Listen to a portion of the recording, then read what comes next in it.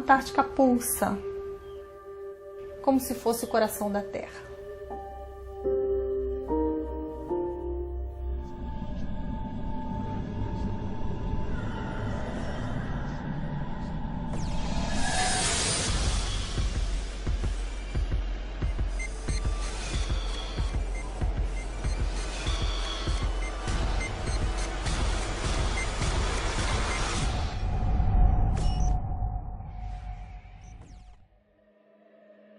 A Antártica é um continente gelado, diferente da região polar norte, que é água do mar congelada. Muita gente não sabe, mas a gente tem mais de 90% da água doce do planeta na forma congelada.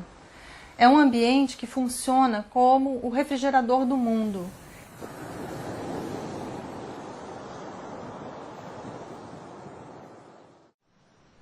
A América do Sul foi o último continente a se separar da região antártica, e quando isso aconteceu, há mais ou menos 34 milhões de anos atrás, formou-se uma corrente, que é a corrente circumpolar antártica, que isolou o continente do restante do planeta. Mas quão isolada é realmente a região antártica?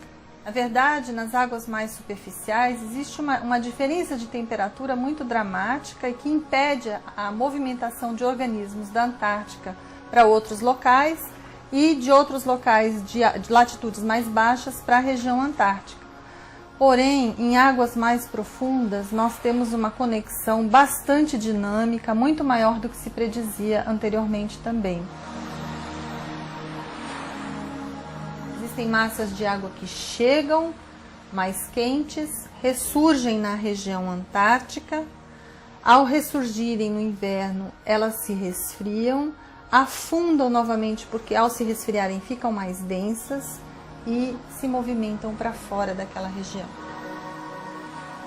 A região antártica, durante o verão, o gelo marinho todo se derrete. Durante o inverno, o gelo marinho se forma.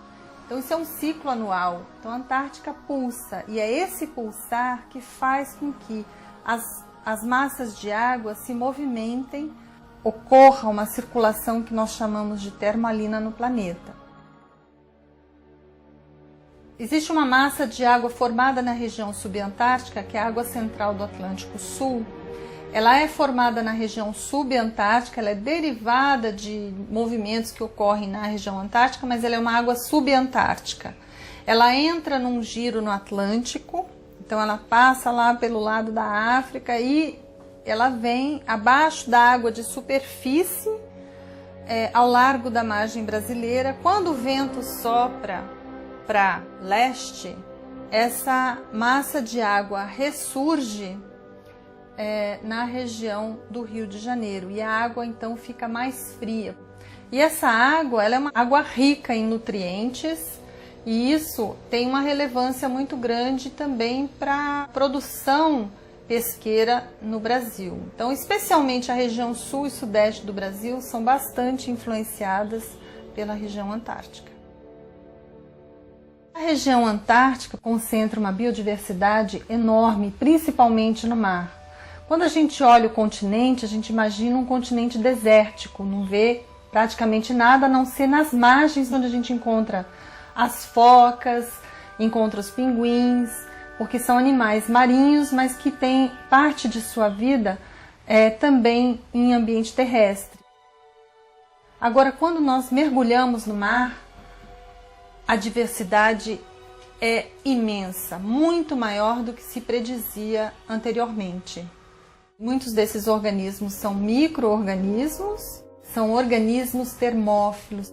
Tem aqueles que vivem em áreas muito frias, então conseguem manter a vida numa condição inóspita para o que a gente conhece de vida normal.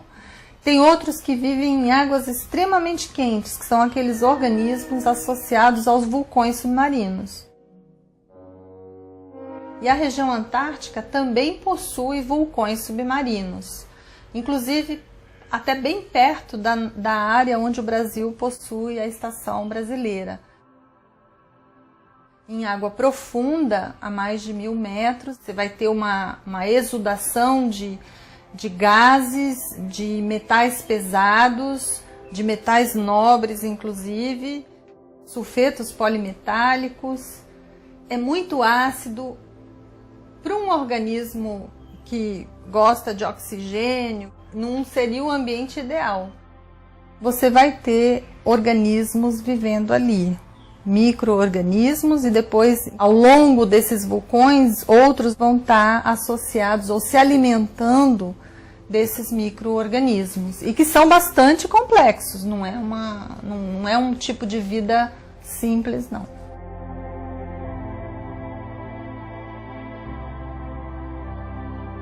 Alguns locais, principalmente em regiões mais profundas, a diversidade é tão grande, a quantidade de animais também é tão grande, especialmente no fundo marinho, que forma como se fosse um tapete. Até mesmo bancos de corais, então um paradigma quebrado, né? Corais de profundidade, águas muito geladas e que funcionam também como berços de peixes e outros que vivem naquela região.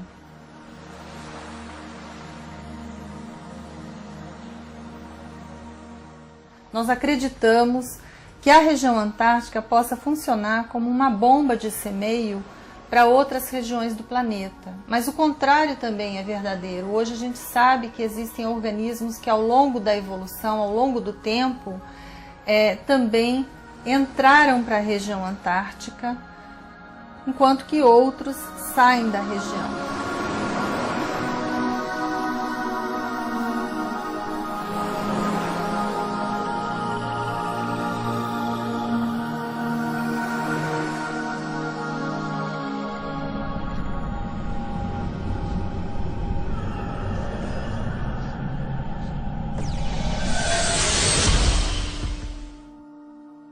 Na teia alimentar, o que acontece é que a atmosfera interage com o oceano, existe uma troca de calor, uma troca de gases, né? E ao mesmo tempo a superfície tem luz, porque é a luz durante o verão especialmente, e que é a época mais produtiva daquela região. Então, durante esse período, o fitoplâncton, microfitoplâncton, está ali sendo produzido. São microcélulas que são produzidas e que produzem também bastante oxigênio. Outros organismos um pouquinho maiores vão comer esse microfitoplâncton, o fitoplâncton, então é o zooplâncton. O crio faz parte desse zooplâncton. Então ele vai acumulando energia, aí você tem outros organismos que vão consumir o crio. Então são os peixes vão consumir crio, as baleias vão consumir crio, as focas podem comer o crio e também outros organismos e assim por diante. Quem está no fundo também vai fazer uso desse material que é produzido na superfície e também vai fazer uso do material que é produzido no próprio fundo. Então, o início dessa teia alimentar é realmente microscópica e extremamente importante para todo o sistema. Agora, quando esse material é produzido na superfície, ele também tem um ciclo, ele nasce, ele morre e bactérias vão estar associadas a esse material morto, ele vai flocular, como se fosse floco mesmo, como se fosse os japoneses é que deram esse nome, de neve marinha. Ele vai descer, porque ele fica mais denso, e ele desce, parece neve mesmo. Ele desce para o fundo e rico em nutrientes. Os animais que estão no fundo marinho vão se aproveitar desse material que é produzido na superfície para se alimentar.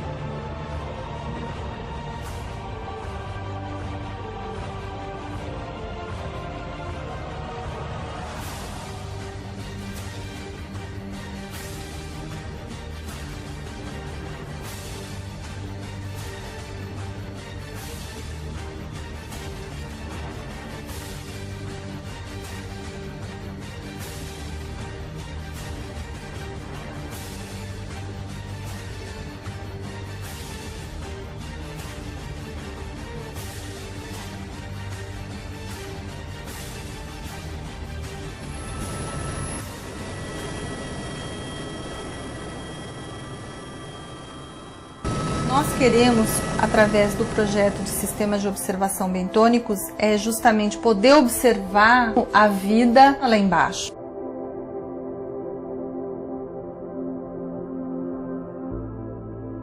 Quais são as espécies que também ocorrem no mar de Bellingshausen e no mar de Weddell, onde se formam as massas de água que vêm aqui para o Oceano Atlântico. Conhecer melhor aqueles que se reproduzem produzindo larvas ou não. Tentar ver se existem organismos que ocorrem na região antártica e ocorrem na margem profunda brasileira também. E qual é a proximidade genética desses animais. Nós fizemos um estudo logo no início do projeto, fazendo um levantamento da biodiversidade na região antártica e na América do Sul. E nós procuramos ver quais eram as espécies que existem em comum entre a região antártica e a América do Sul. Então, no grupo específico em que eu trabalho, por exemplo, são os equinodermos, as estrelas do mar, os ouriços do mar, os pepinos do mar. Cerca de 17% das espécies levantadas, foram mais de 600, 17% são espécies compartilhadas entre os dois continentes. E desses 17%, praticamente 40% deles são animais de águas mais profundas. Agora, esse dado é um dado que ainda precisa ser melhor estudado, porque o nosso conhecimento de águas profundas, especialmente na região antártica e também na América do Sul, é muito restrito. Então, nós precisamos ampliar o nosso conhecimento do que existe no fundo e entender quem é que entra para a Antártica, quem é que sai da Antártica. Tentando construir sistemas de observação para serem colocados no fundo marinho. Então, são sistemas de observação remotos que são colocados no fundo marinho para estudar mais de perto como a vida funciona lá embaixo. Então, não é só uma questão de conhecer quem está lá, mas como esses organismos se relacionam entre si e como esses organismos recebem o que é produzido na superfície.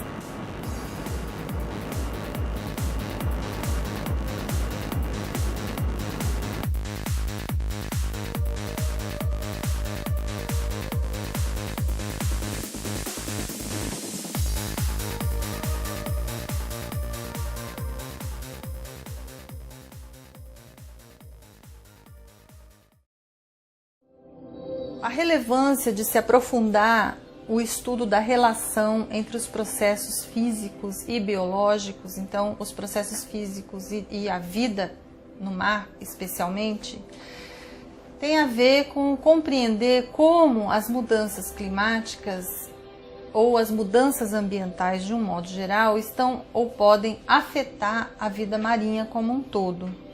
Porque quando você aumenta a radiação, por exemplo, de ultravioleta na superfície, provavelmente algumas larvas não vão resistir àquela mudança. Se a larva não resiste, então não vai ocorrer a formação de um organismo normal que vai se assentar e ir para o fundo e ter a sua vida normal. Tudo o que acontece na superfície pode também afetar o que acontece até mesmo lá em 5.000 metros de profundidade. Então, o conhecimento do que vem ocorrendo em termos de mudança na superfície é relevante para toda a vida marinha e toda a teia alimentar.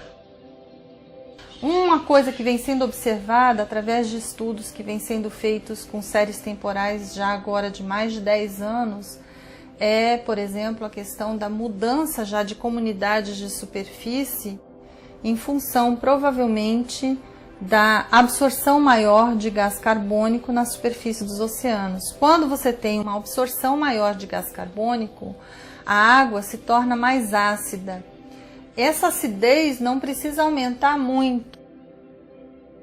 Ela aumentando um pouquinho, isso já é o suficiente para que organismos que tenham conchas, por exemplo, foraminíferos, ou outros organismos que tenham algum tipo de material calcário, tenha esse material calcário diluído, porque mais ácido vai tornar esse material diluído.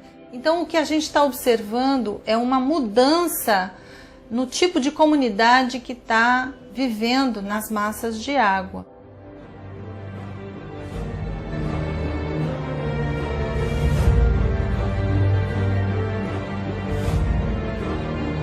O SOB em si não vai trazer todas as respostas agora, mas ele é um passo para entender melhor como os organismos estão vivendo no fundo e que processos podem afetar essa vida marinha.